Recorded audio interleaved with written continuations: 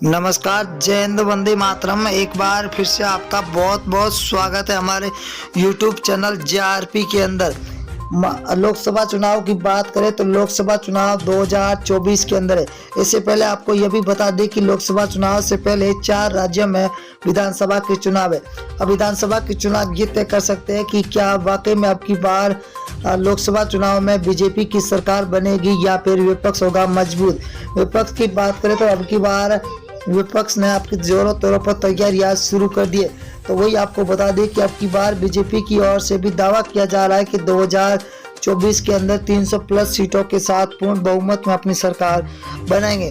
परंतु आपको बता दें कि सी वोटर सर्वे फलोदी सट्टा बाजार और एबीपी न्यूज ने जो सर्वे किया है 545 सीटों का सबसे बड़ा सर्वे जारी हुआ है। हम आपको हर एक सीट के बारे में बताएंगे कि कौन सी सीट किस पार्टी को मिलती हुई दिखाई दे रही है। तो पहला राज्य है कर्नाटक, जहां पर बीजेपी को 8 सीटें मिलती हुई दिखाई दे रही है।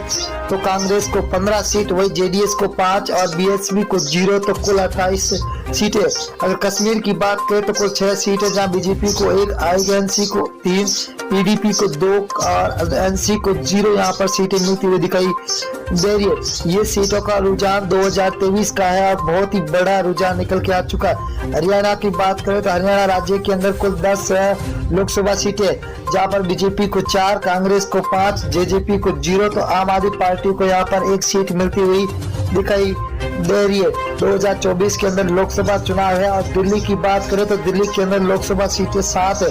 7 में से बीजेपी को 2 सीटें मिल रही है, तो वही कांग्रेस को 4, आम आदमी पार्टी को 1 सीट मिल रही है, तो बीएसपी को यहाँ पर 0 सीट मिलती हुई दिखाई दे रही है। तो अदर के खाते में 0 जा रही है।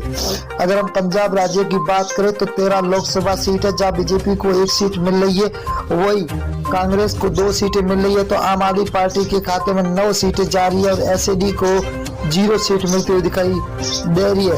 अगला राज्य है जहाँ पर मेघालय राज्य। मेघालय के अंदर 29 विधानसभा सीट है, जिनमें से बीजेपी को 12 सीट मिल रही है, तो कांग्रेस को 15, वही एसपी को 0, तो बीएसपी के खाते में 2 सीटें जाती हुई दिखाई दे रही है।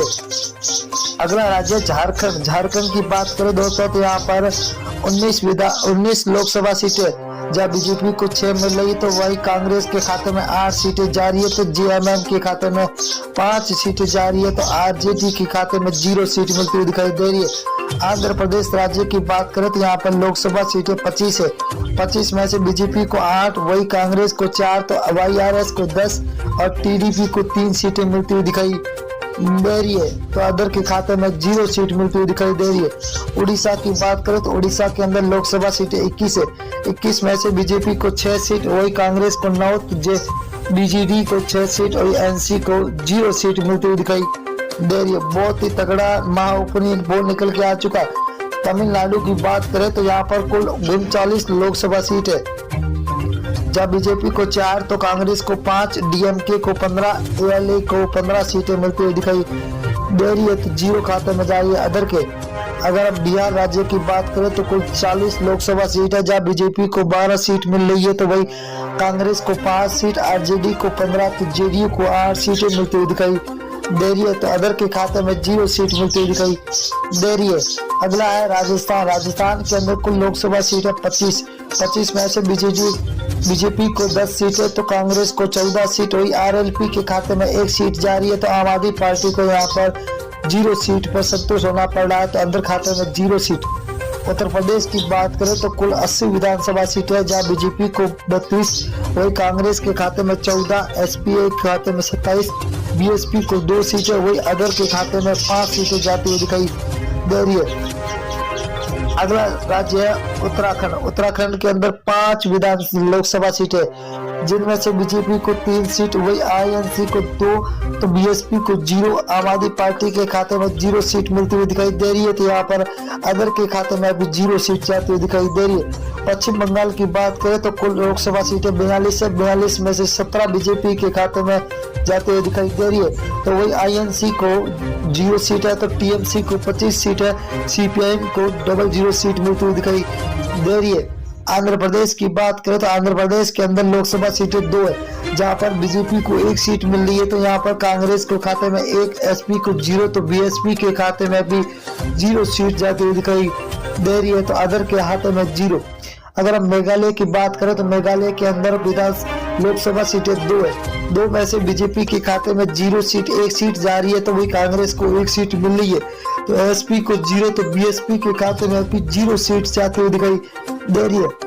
अगला राज्य है जहाँ लक्षद्वीप है। लक्षद्वीप के अंदर लोकसभा सीट 1 है, वही 1 कांग्रेस के खाते में जाते हुए दिखाई दे रही है। तो बीजेपी को यहाँ पर 0, एसपी और बीएसपी के खाते में भी 0 सीट जाती हुई दिखाई दे रही है। अगला राज्य है महाराष्ट्र। महाराष्ट्र के अंदर 48 विधान लोकसभा सीटें है, जहाँ बीजेपी को 15, कांग्रेस के खाते में 14, तो एसएचएस को 10 और एनसीपी को 8 सीटें मिलती दिखाई दे रही है। तो अदर के खाते में 0 सीट जाती हुई दिखाई दे रही है। छत्तीसगढ़ राज्य की बात करें तो यहाँ पर लोकसभा सीटें 11 है। 11 में से बीजेपी को 6 सीट मिल रही है, तो आईएनसी के खाते में 5 है। आम आदमी पार्टी को 0, बीएसपी को यहाँ पर 0 सीट मिल रही है, तो अदर के खाते में भी 0 सीट जाती हुई दिखाई दे रही है। तेलंगाना की बात करें तो कुल 17 लोकसभा सीटें, जहाँ बीजेपी को 3 सीट, वही कांग्रेस को 5, तो टीआरएस को 7, एआईएम को 2 सीटें मिलती हुई दिखाई दे रही है। बहुत ही बड़ा तगड़ा झटका लगता हुआ दिखाई दे रहा है आपकी बात। अगर केरल की बात करें तो केरल के अंदर 20 विधान लोकसभा सीटें, जहाँ बीजेपी को 1 सीट मिल रही है, तो कांग्रेस को 10 सीटें, वही एलडीएफ को 9 सीटें मिल रही है, तो यूडीएफ को 0 सीट मिलती हुई दिखाई दे रही है। तो अदर के खाते में 0 सीट जाती हुई दिखाई दे रही है। असम राज्य की बात करें तो कुल 14 सीट है, जहाँ बीजेपी को 7, को कांग्रेस को 6, एआईयू को 3 और अदर के खाते में 0 सीट जाती हुई दिखाई दे रही है। बहुत ही बड़ा तगड़ा झटका सभी को मिलता हुआ दिखा। गुजरात की बात करें तो कुल 26 लोकसभा, जब बीजेपी को 12, कांग्रेस को 6, तो आम आदमी पार्टी को 8, बीएसपी के खाते में 0 सीट जा रही है, तो अदर के खाते में भी